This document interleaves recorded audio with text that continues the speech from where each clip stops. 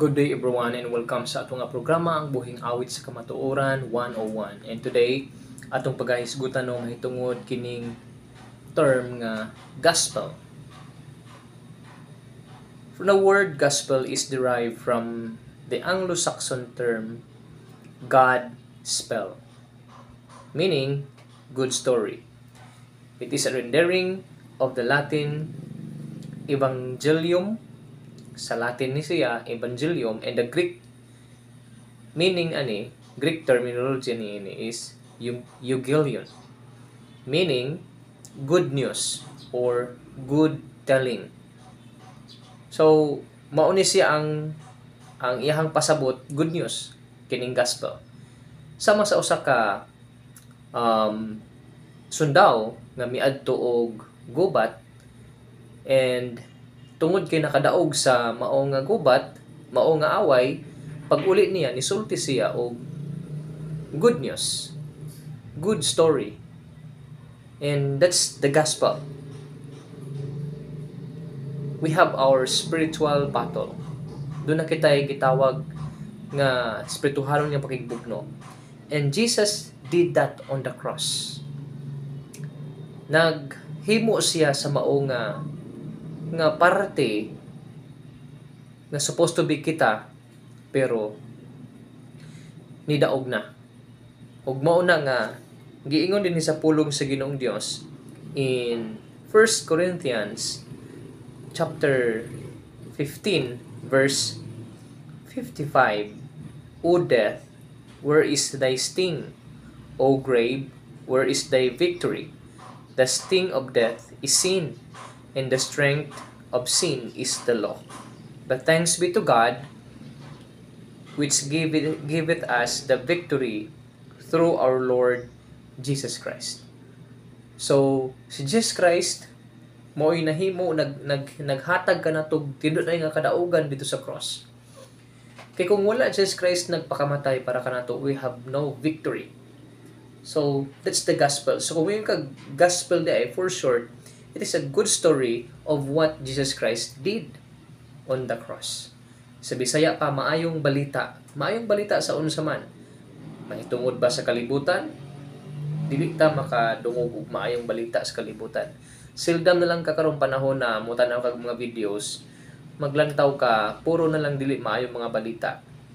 So, kung atong lantawon, ang maayong balita nga dapat mabatunan, masabta na to is mao ang pulong sa Ginoo. How Jesus Christ died on the cross. Why He do that?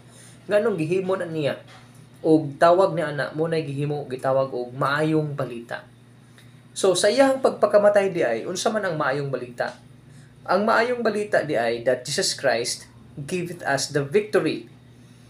He gave us the victory didto sa cross nga nagpakamatay siya. Aron niya diin ang tanan nga motuo kaniya sa mao nga story, sa mao nga act ni Jesus Christ. Dili na mahimong hinukman sa silot, kundi makabaton sa kining gitawag o kinabuhing walay katapusan. And according to the context nga atong nilantaw dinhi sa gigamit nga chapter o ang book sa 1 Corinthians, it is the story of resurrection. And that is the biggest nga mao nga kadaugan. Nga not just only those people who will believe Jesus Christ, di lang dai sila makabaton, mareserba, makapaniguro sa maong kaluwasan, kundi when that person died, who believed in Jesus Christ, banhawon sila, makabaton sila og kitawag og resurrected body. I-resurrect ang ilahang lawas. O kitaon niya kung pananglitan, dili papuntaw those who believe in the gospel, the story sa cross. Jesus Christ did it. Ang ato lang is just simply believe it. So kita nang panahon na, according to the context, kalito na lang og usab sa Ginoong Dios sa usa ka pagpamilok. That's a story. That's a wonderful good news para sa ato. So ang pangutanaw karon, imo na bang gituuhan Jesus Christ? Nakadungog na ba ka sa gospel? Nakadungog na ba ka sa maong gitawag og maayong balita sa imuhang kalag, sa imuhang kinabuhi? Kay basin og lahi nga story ang imuhang nadunggan. And before ko mo padayon, dili nimo na mabatunan, dili ka makahimo pag fully to believe sa mao nga gospel, sa mao nga good news, kung ikaw mismo dili pug ka motuo that Jesus Christ did it for you. Number 2, that Jesus Christ is God.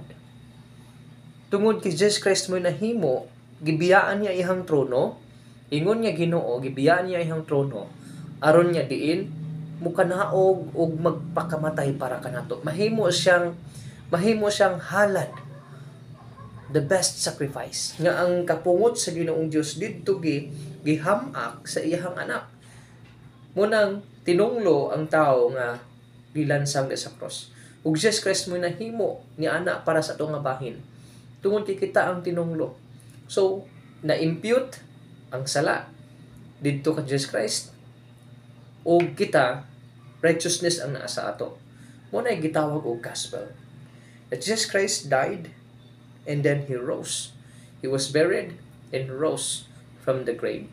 Ug kato mga mutuo pod niya, ikaw karon nga nakadungog ni ini nga gospel, mutuo ka niya, dili na ikaw mahimong hinukman. You know what? Take note ha. Si Jesus Christ, wala siya nagpakamatay para lang sa mga pupila. I don't know kung wala si Jesus Christ ha nagpakamatay para sa katong mga pinili ng mga katawhan. Si Jesus Christ nagpakamatay para sa tanan. In 2 Corinthians 5:14 and 15, bantayan na to ni. I-take note ni mo na diha. So I will share it to you. Di man ako ni gikan ako, so akong i-share ni sa inyo ha.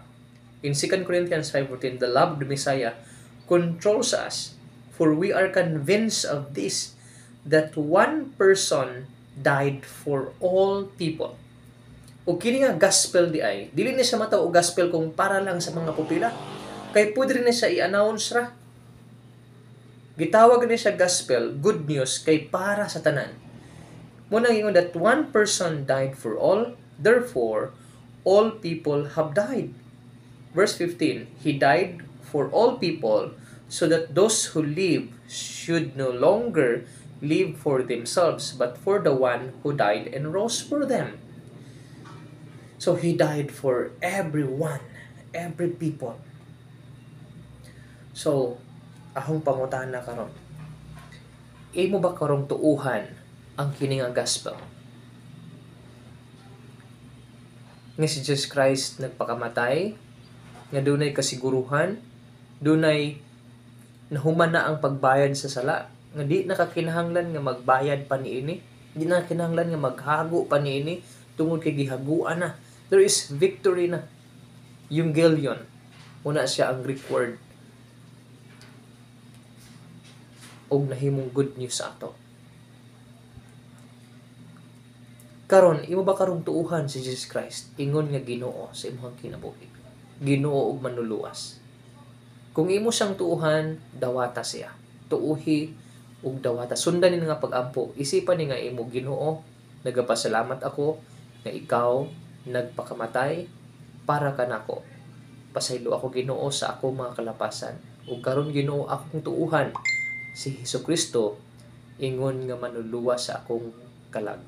Ug karon, Ginoo, ako siyang dapiton nga muhari sa akong kinabuhi aron maimon ako. Sukad karon akong itugyan akong kinabuhi diha kanimo sa ngalan ni Jesus nga ako manluluwas. Amen.